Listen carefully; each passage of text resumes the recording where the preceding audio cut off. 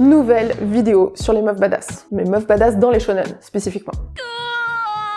Oui, c'est cool, oui. Après, peut-être que cette fois-ci, vous serez pas d'accord avec les meufs qu'on va mentionner. Peut-être pas toutes, ou peut-être juste une. Ça court. Je dois avouer que je ne te trouve pas très sympathique. Oh non, je l'ai dit.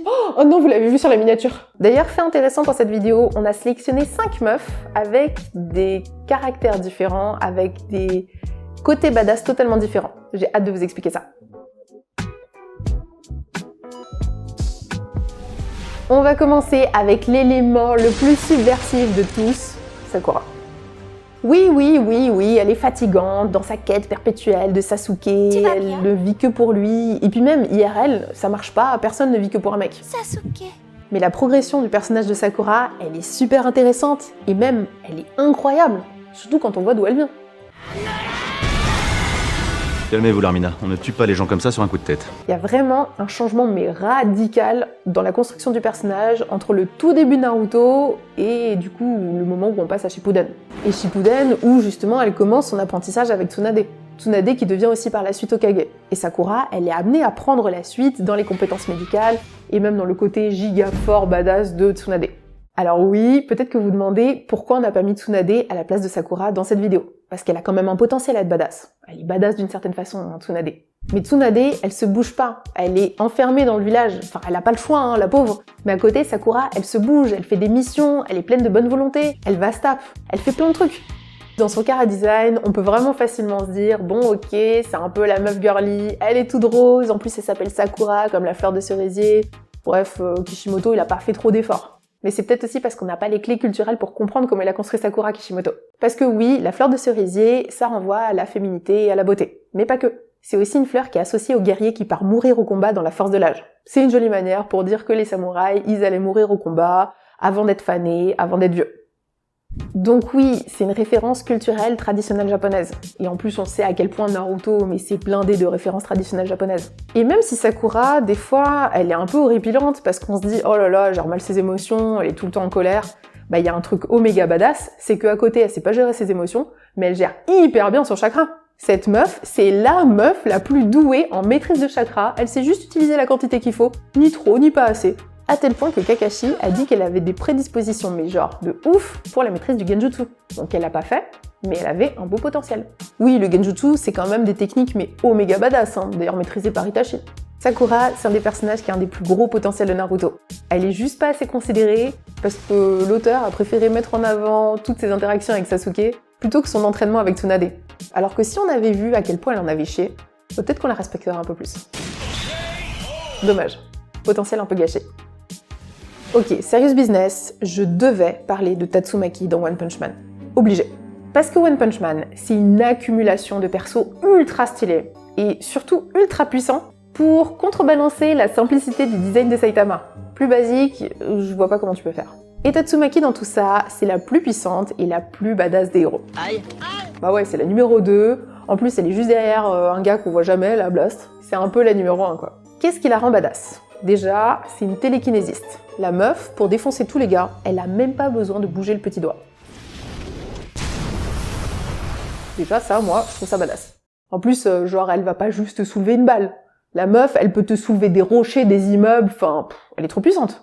Et même, tout est badass chez elle. Sa façon d'être toujours là pour protéger sa sœur, Fubuki, c'est badass. Son surnom, Tornade de la Terreur, c'est badass. Et même son outfit, il est badass. Bref, le personnage est intelligemment construit parce qu'elle a une sorte de faiblesse apparente, alors qu'en fait elle cache une énorme puissance. En fait, comme Saitama, hein. Saitama il paye pas de mine, et au final...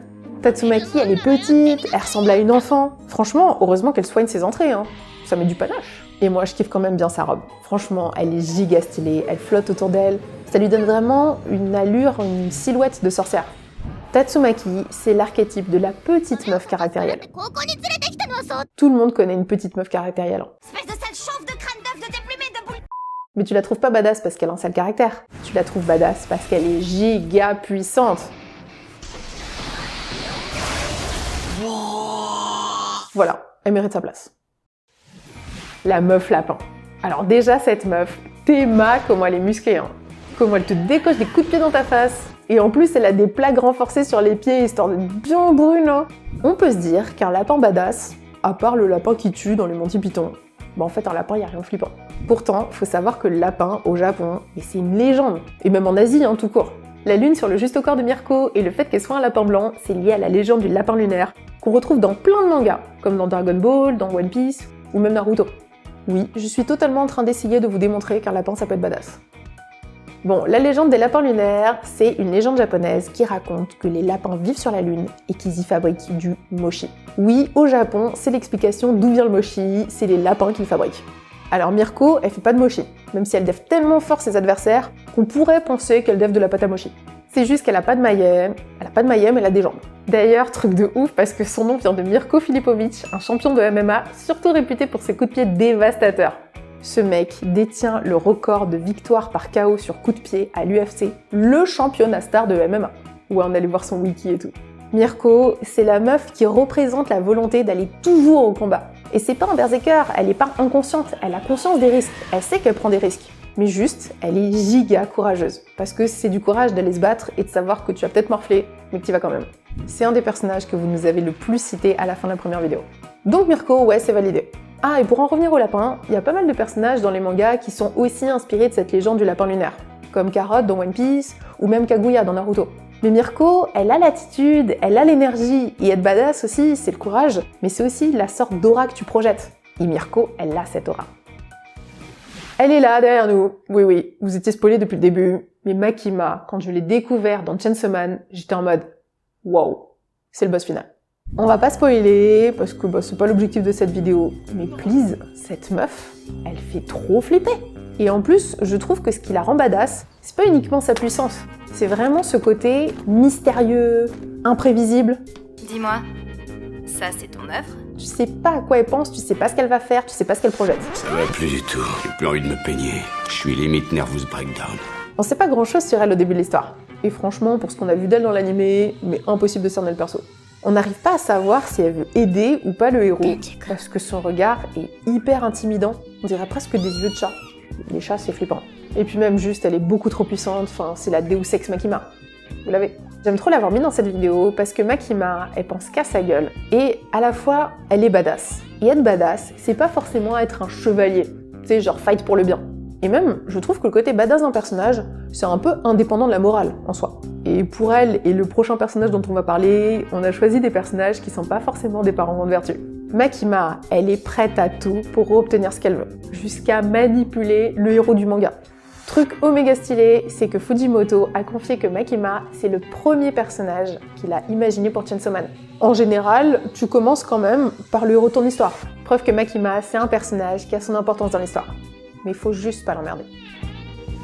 Évidemment, c'est un choix absolument subjectif, mais Mei, dans le top, mais dans le top du top des meufs badass. Je sais pas où la placer par rapport à la vidéo des meufs badass qu'on a fait juste avant, mais franchement, cette meuf-là, rien que là, mais elle m'émerveille dans la saison 2 de Jujutsu Kaisen. Donc, elle est giga puissante cette meuf, parce que son pouvoir occulte ne lui permet que de manipuler des corbeaux. Manipuler des corbeaux. Quelle utilité! Et surtout, elle est obsédée par son propre intérêt et le bif qu'elle peut se faire en fonction des missions, des fights et tout ce que ça peut lui rapporter. Oui, du coup, les corbeaux, c'est forcément utile dans le trafic d'infos, tout ça, je comprends. Mais il y a un truc qui me fume chez elle, c'est sa coiffure. Qui se met une tresse comme ça, là, devant le visage? Tu vois rien, meuf? Derrière, sur le côté, ou même 3 tresses, là, comme Mitsuri, ok. Mais sur le visage, pas pratique, quoi. Mais justement, c'est giga badass de se mettre une tresse comme ça devant le visage, parce que ses adversaires, ils peuvent pas voir ses yeux. Donc ils peuvent pas prédire ce qu'elle va faire, où elle regarde et ce qu'elle compte faire. Et dans le privé, Gegakutami, il a dessiné avec juste une tresse derrière, ou même les cheveux lâchés, hein. Donc on voit bien que cette tresse sur son visage, c'est pour les combats. En plus, son combo avec son frère Oui. Oui, je sais à qui vous pensez. Oui, vas-y, oui.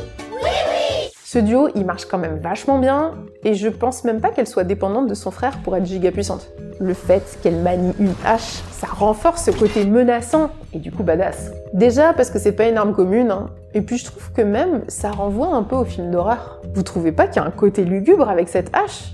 Moi de ouf. Ah oui, et son nom Mei. Mei en japonais ça veut dire sombre. Salut, je m'appelle Sombre.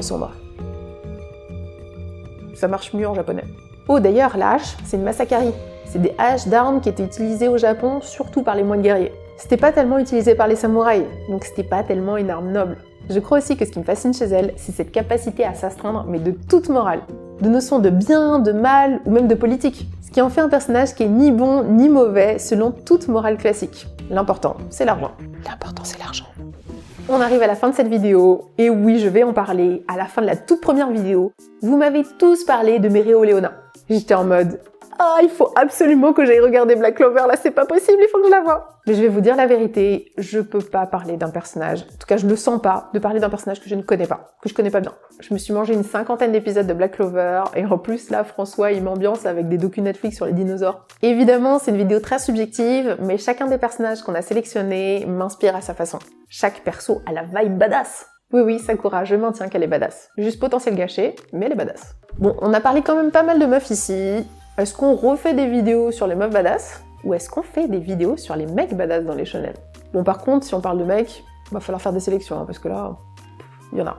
Quand il faut se taper, il y a des mecs. Ok, dites-nous ce que vous en pensez. D'ici là, peut-être que je vais regarder Black Clover, ou peut-être qu'on va continuer les docus Netflix sur les dinos. Ou peut-être que je vais bosser sur la vidéo de la semaine prochaine. Bref, à plus.